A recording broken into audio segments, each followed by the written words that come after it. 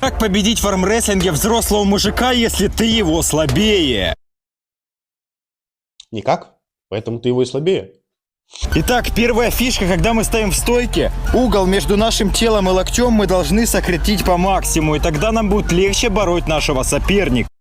Еще не забудьте залезть на стол, положить туда локоть. Итак, вторая...